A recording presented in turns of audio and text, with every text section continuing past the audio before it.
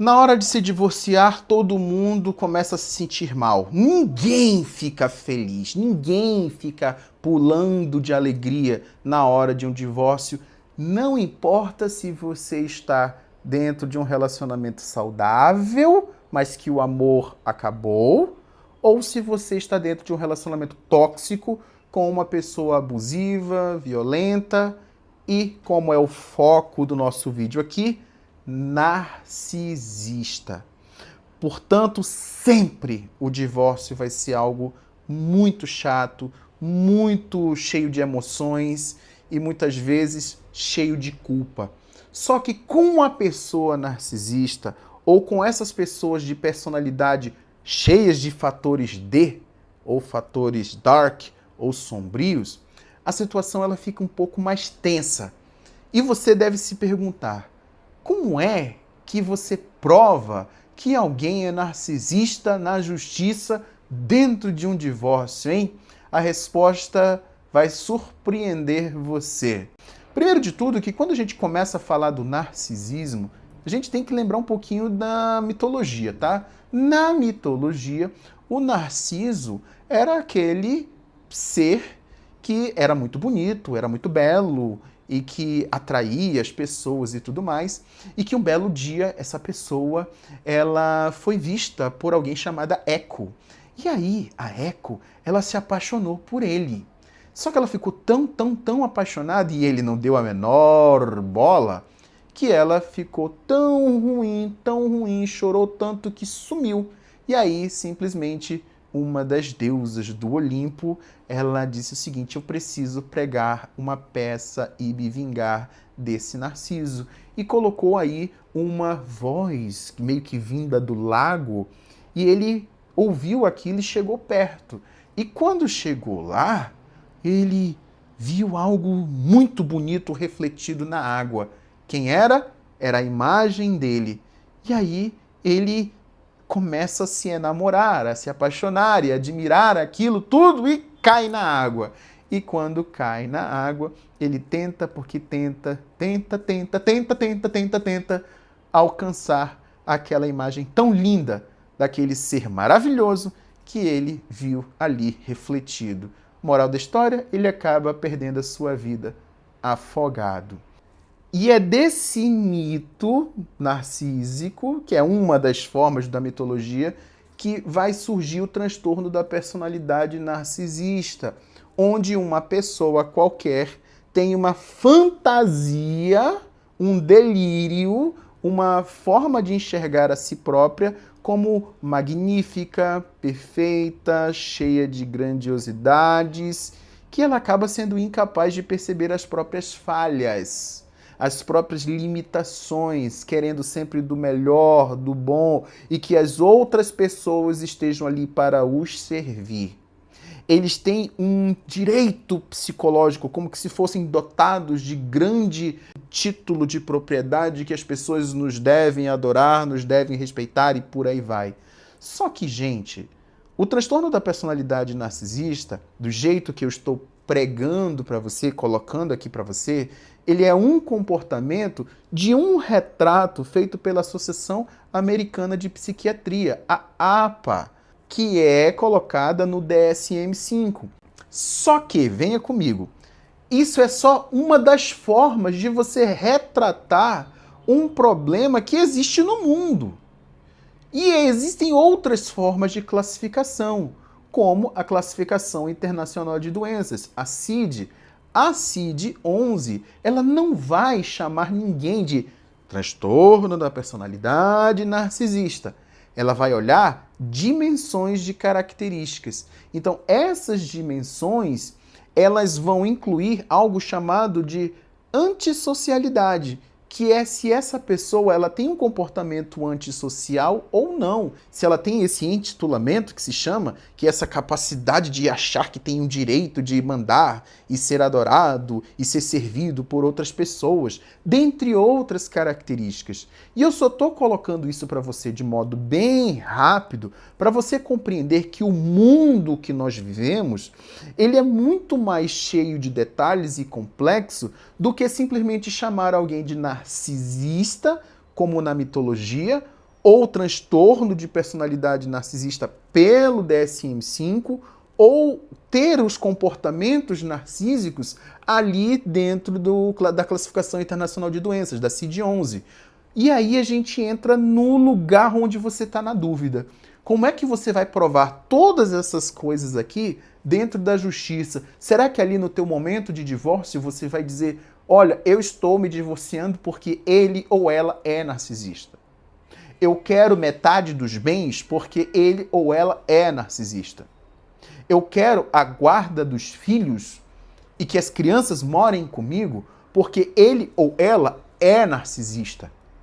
Você não vai conseguir isso. Se você não me conhece, eu sou Lunay Costa, sou advogado criminalista e de direito de família aqui em São Paulo, presto consultoria, consultas e sou autor dos livros Amores Sexuais, Onde Homens de Sucesso Caem, onde eu explico para esses homens quais foram as ferramentas, as situações dentro deles, de suas personalidades, assim como ferramentas de alguns tipos, de alguns arquétipos femininos que podem causar problemas nas vidas deles. Mas eu explico também para o público feminino através do livro Amores Bandidos, onde mulheres de sucesso caem, exatamente ferramentas que pessoas manipuladoras se utilizam para fazer com que elas sintam culpa por situações que elas acabaram vivendo, dentre diversas outras ferramentas do direito, para ajudá-las e ajudar todos esses públicos a entender o que deu ali dentro de seus relacionamentos que pode ter causado o problema. Ponto. Agora todo mundo foi embora, todo mundo desligou aqui do canal porque esse cara tá ensinando tudo errado, não é assim, blá, blá, blá, blá, blá. Não. Você entender que você está lidando com alguém que tem transtorno de personalidade narcisista, mesmo que você não tenha diagnóstico, mas que você observa o comportamento dessa pessoa, isso é o que você deve prestar atenção. O comportamento. Porque por mais que você não tenha lá um nome, um rótulo, uma etiqueta para grudar, você tem o comportamento. E é esse comportamento que você deve levar para o processo. Se a gente está falando de divórcio, gente, é divórcio. Só precisa mostrar a certidão de casamento atualizada e dizer, olha, eu não quero mais estar casada ou casado com essa pessoa. Pronto. Não precisa dizer o porquê, é só dizer que não quer mais. Ponto. Acabou. Divórcio é só isso. Porque nem mesmo partilha de bens, essa questão comportamental, por si só é necessária.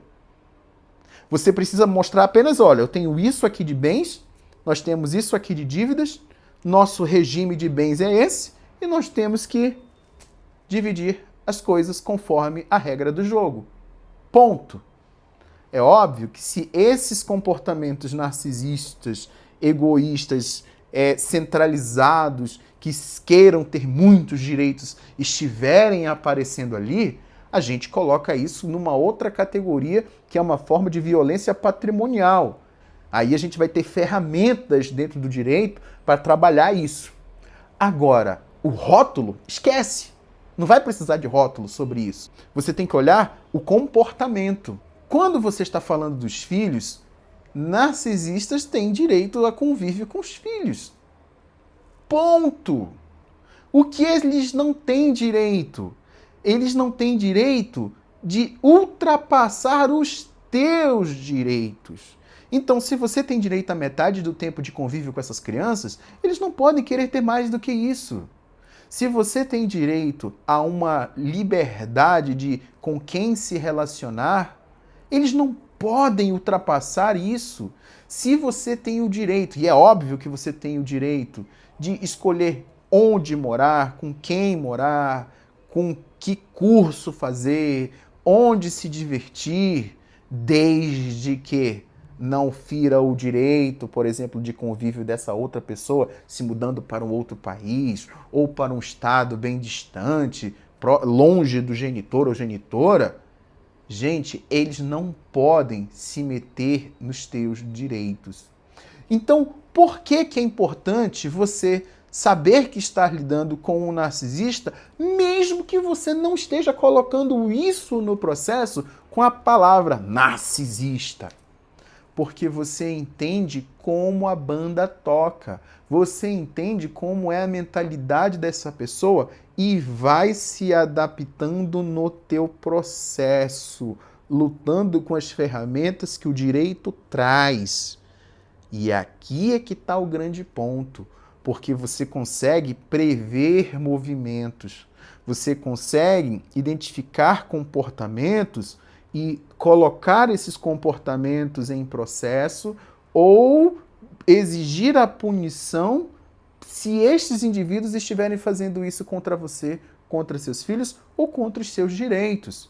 Então, divórcio com pessoa narcisista, você não consegue provar que este indivíduo é narcisista, você consegue demonstrar o comportamento. E é isso que os tribunais precisam ver.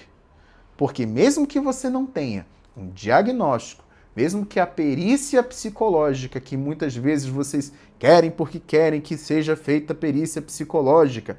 Gente, perícia psicológica não vai olhar muitas vezes a personalidade, o transtorno da personalidade do indivíduo. Não vai. Vai olhar como é que é a dinâmica familiar. Ali da relação de pai com filhos, mãe com filhos, intergenitores, né? Genitor com genitora. Então eles vão identificar isso. Agora vai lá, vai fazer um exame. Olha, a personalidade dele é X, é Y, porque na história da família tá aqui os vários testes, e passaram horas e horas e horas e horas de entrevista. Isso não vai acontecer, não. Isso não vai acontecer. Não tenha essa ilusão. Lidar com pessoas narcisistas é sempre um desafio, mas você pode lidar com eles. É só ir de passo em passo.